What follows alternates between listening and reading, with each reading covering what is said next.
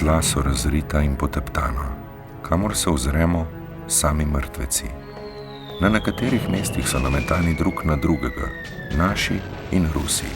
Vsi lepo složno skupaj. Malo proč od kupa mrtveca top.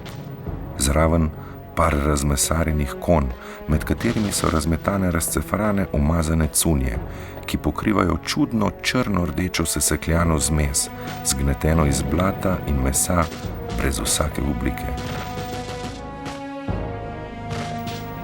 Avstro-ogrska vojska je bila prisiljena v umikanje na obrobja Karpatov in Beskidov.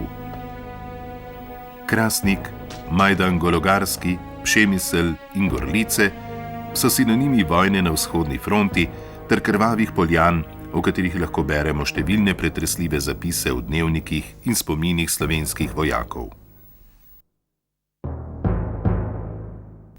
Med avstro-ogrskimi vojaki, ki so leta 1914 odšli na balkansko bojišče, je bil poleg posameznih slovenskih vojakov tudi bataljon celjskega 87. pehotnega polka. Ofenzivne operacije proti Srbiji so se začele 12. avgusta z načrtovanim kazenskim pohodom pod poveljstvom generala Oskarja von Potjoreka. Avstro-ogrska vojska je bila poražena in se je bila prisiljena umakniti.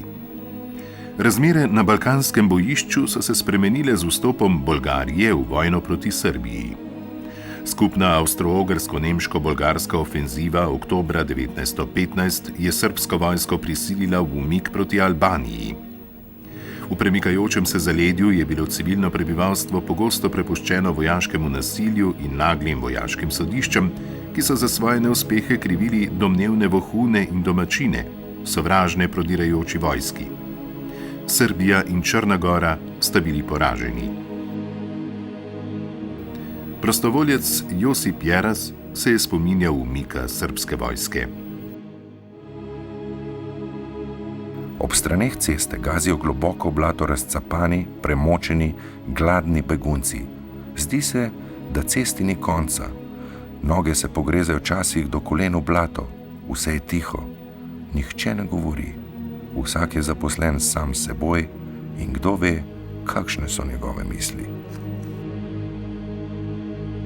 Srbska vojska se je ob pomoči antantnih ladij ob številnih žrtvah umaknila na otok Krf in se pozneje s pomočjo antantnih vojaških enot, francoskih in angleških, ponovno organizirala, oborožila in odprla bojišče na severu Grčije, imenovano po Solunu. Nastal je boj na nož, umolknili so topovi, potihnile so puške. Slišalo se je le hropenje in težko dihanje onih, ki so hoteli naprej. Dolgi bajoneti so se bliskali na puškah. V tem hipu so zagrmele bombe. Težak siv dim je zakril vrhove Kajmakčalana. Tedaj so napolnili ozračje umirajoči klici. Lomile so se kosti. V meglo je bil zavit ves ta grozni krvavi prizor. Tako se je Kajmakčalana spominjal prostovoljec Vitomir Feodor Jelenc.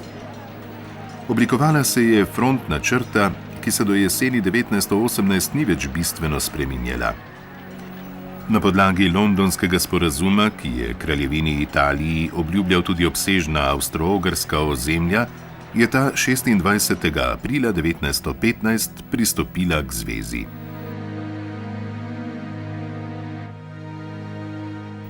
Kraljevina Italija je v začetku vojne ostala nevtralna. Spretno diplomatsko politiko in pogajanje z obema stranema je želela z vstopom v vojno izpolniti svoje ozemeljske zahteve. Tajni del londonskega sporazuma je določal, da bodo Italiji po končani vojni pripadli Tridentinska, Južna Tirolska, Trst, Goriška in Gradiščanska, Istra do Kvarnerja, otoka Cres in Lošin, deli Dalmacije ter nekatera druga avstro-ogrska ozemlja, na katerih so živeli Slovenci in Hrvati.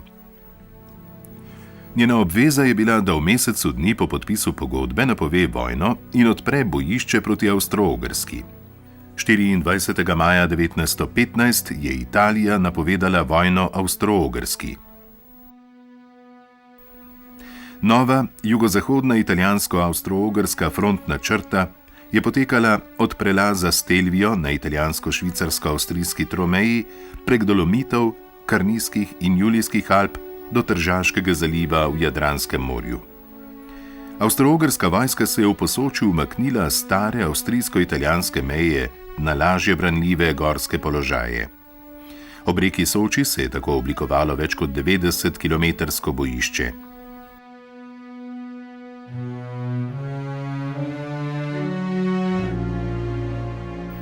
Poveljstvo na avstro-ogrski strani je bilo dodeljeno generalu Svetozarju Borojeviču von Bojni. Poveljnik italijanskih sil je bil general grof Luigi Cadorna. Na Soškem bojišču je od maja 1915 do oktobra 1917 potekalo 11 italijanskih in ena skupna avstro-ogrsko-nemška ofenziva, ki je fronto premaknila na reko Piavo. Najbolj krvavi boji z največ žrtvami so bili na južnem delu bojišča, na Krasu, kjer je potekala glavna smer napadalčevega pritiska, ki se je želel prek Postojnskih vrat prebiti v notranjost monarhije, zasesti želena ozemlja, med drugim tudi Trst in Gorico, ter izločiti Avstro-Ogrsko iz vojne. Položaji so se v 11 ofenzivah kljub velikemu številu mrtvih le malo spreminjali. Za vsak kos kraške zemlje so v nezaustavljivem plesu smrti in nasilja padle množice napadalcev in branilcev. Na nekaterih ključnih delih bojišča, kjer je bil pritisk napadalcev najhujši, so položaje od prvega leta vojne držali vojaki slovenskih polkov. Mi smo šli v Opatje selo, kjer je bilo doma še polovico ljudstva, od tam pa po noči na Devetake in na vročo Dobrdobsko planoto. Naši desni sosedje so bili 87. celjski polk in so imeli ravno tako grd položaj, ravno tako bedna kritja pod planoto tik nad Sočo. Tam, od Opatjega sela, je prihajal na pomoč 10. marš bataljon 17., ki je prihitel prav iz Ljubljane. Ves popoldan je cepal mož za možem v presledkih 20 korakov, oškropljen šrapneli.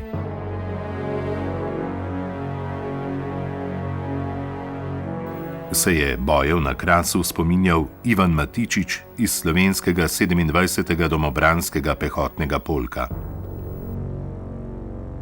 Ležimo na trebuhu in Italijani nas pobijajo s svojimi granatami. Dozdeva se nam, da nas bodo popolnoma uničili, še preden bomo katerega izmed njih zagledali. Je pisal slovenski vojak celjskega polka. Branilci so bili zaradi gorskih položajev v strateško ugodnejšem položaju, čeprav so bili številčno šibkejši in jim je primanjkovalo prepotrebnega vojaškega materiala in orožja. Obrambni položaji so bili pogosto le zasilno utrjeni, že prenos materiala pa je kljub pospešeni gradnji, komunikaciji v zaledju zahteval nečloveške napore.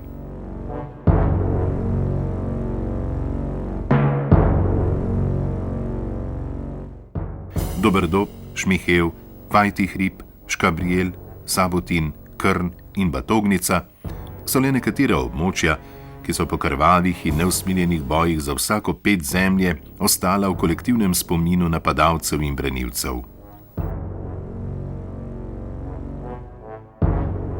Motivacija slovenskih in drugih slovanskih avstro-ogrskih enot je bila mnogo večja kot na vzhodnem bojišču, saj so ob Soči